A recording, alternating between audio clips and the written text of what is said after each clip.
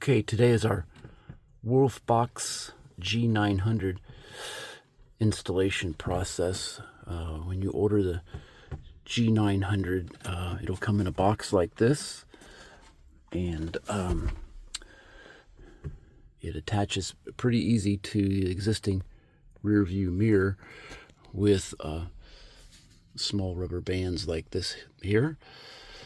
And I primarily got this the G900 Wolfbox because of visibility issues. This is a passenger van, so 2024 model. So when I bought it, it came with a standard rear view mirror and then just these small door windows right here with a partition in the center. So the visibility out of the stock mirror was pretty poor, and of course you can see the visibility now with the Wolfbox. It is unobstructed and a wide view, and the rear view mirror itself is about an inch or two wider on each side than the stock mirror. This camera or Wolfbox also comes with front and rear event recording cameras. So it comes with a chip that you pop in right here, and you can also get a larger chip if you want. So it's good for 24/7 event recording for about, I think, 2 or 3 days. I haven't tracked that really close, but it automatically erases the older video and leaves room for the newer video to be put on. So in stock configuration, this Wolfbox will pull about, well, let's take a look here at the draw right now. So it's drawing on this power station, Goal Zero Yeti 3000X. It's drawing about 8 to 9 watts. And then when I leave the van at night, I will turn off the display. So there's a button right here for turning off the display, and then it's at that point only drawing about 4 or 5 watts on the power station here. So that saves a little bit on the battery power. The initial installation of the Wolfbox was, again, just simply attaching it with these rubber bands right here, and then the Wolfbox power wire feeds up here, and then you can, on a passenger van, you can just stuff it under these existing panels. The kit comes with a tool similar to this for getting underneath these panels. So to power the Wolfbox, it will come with a male adapter that looks similar to this. It has some USB plug-ins on the back, and you can either plug it in on this passenger van, you can plug it in right here, this 12 volt, or you can plug it in down here. Problem with that is these are accessory plugs, and so they'll turn off after the vehicle's turned off, 5-6 minutes after the vehicle's turned off, and then you don't have evening or overnight event recording for security.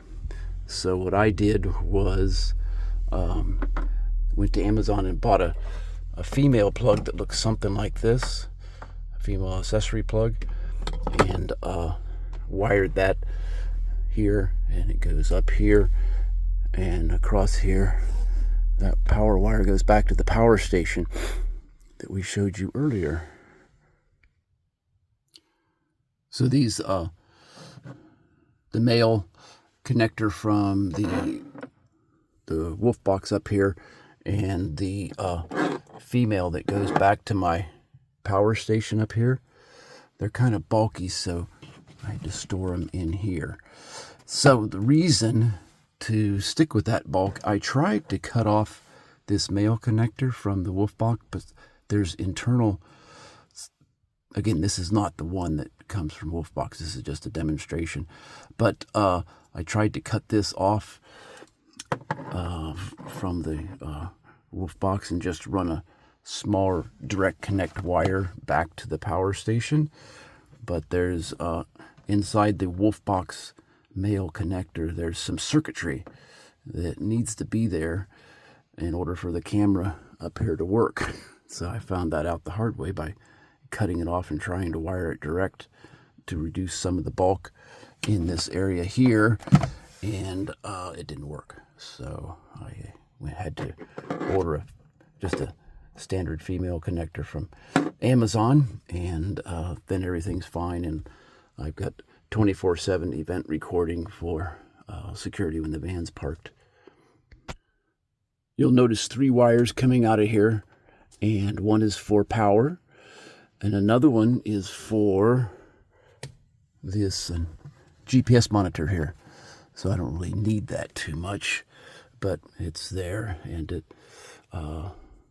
well, maybe I do need it because I have, correction, the little GPS monitor here is needed for a couple of reasons. Number one, it'll tell you the direction, but number two, somewhere in the Wolfbox circuitry is, I believe, impact recordings. So if you have a impact, it'll start recording a special event here. So I only had that activate once, but it does create a video on the storage disk that records special events like that. So again, I haven't read too much on that, so you can explore that on your own. Anyway, 3 wires, power wire, GPS wire, and also the third wire goes to the camera, which I mounted on top of the tail light back there. So anyway, if you have a passenger van, the running the wire for the power back to your house battery, in this case it's a Goal Zero power station, running that wire back and also running your rear view camera wire back is pretty easy, because there's a lot of space behind these panels in the ceiling. They leave that space so these airbags can activate under here. So if you have a cargo van, of course you have to run that wire behind your panels. A little bit more time consuming, but possible. So anyway, the wire basically just stuffs underneath these panels here all the way back to the taillight area, which I'll show in a little bit here. One note about the taillight camera is this fan here is just a 148 long. If you have an extended, you might have to buy the accessory longer camera wire lead, which is available on the Wolfbox, or I think it's even on the Amazon. So, but with the regular 148 long, the wire reaches up to the taillight just fine. Now you'll need to take off your taillight here, but to do that you just pop these caps off. This cap right here, and that pops right off, and that gives you access to the one bolt on each side here that holds the tail light on. And here's the little cover cap replaced now. You can also see the camera. I'll get around on top so you can see the camera better. Another piece of the installation is this cap.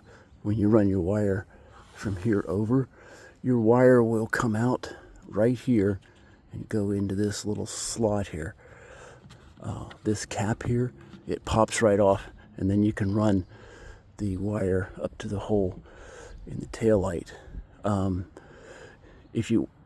I installed my van back here, I pulled this whole panel off, so I was able to completely hide the camera wire underneath there. But if you don't want to pull this whole panel off, you'll just have a short piece of your wire that'll come out here, go underneath this cap. I cut a little hole here. You can do that with a Dremel or a file, and the wire will run underneath there and then up through a cavity, big cavity back here for the taillight wires.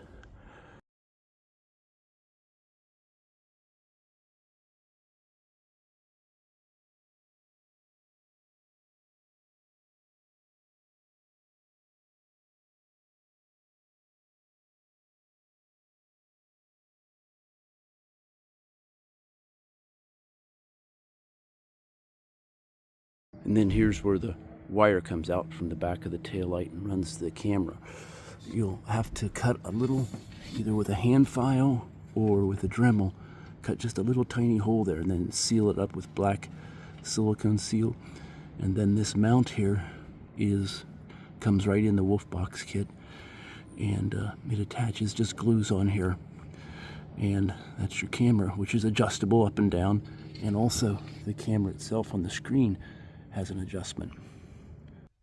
So you can adjust the camera screen both at the camera itself on the taillight. You can move it up and down there, or there's a nice feature in here where if you touch the screen and hold it, you can adjust it up and down here on the screen also. And as you get used to the Wolfbox, you'll see a ton of other settings on here. And that's just touch the settings button. And then you can adjust the display mode, which right now I got it defaulted to rear, of course. But you can also have the display in the front and preview. There's a lot of different settings here, but I just leave it on the rear. The type of mounts that you'll have, there's actually two in the kit, and you can use whichever one you want. I used another one, but this is another mount that comes in the kit. And again, these use little self-adhesive tape to your rear tail light, the top of your rear tail light.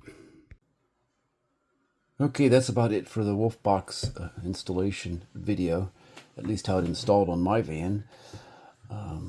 There's a lot of different models on Amazon now, so if you search on the Wolfbox rear view camera, you're going to see several different models now. When I got mine in 2024, I was just shooting for the best I could get at that time, which was I wanted the 12-inch screen, and also wanted the highest resolution possible on the front and rear camera.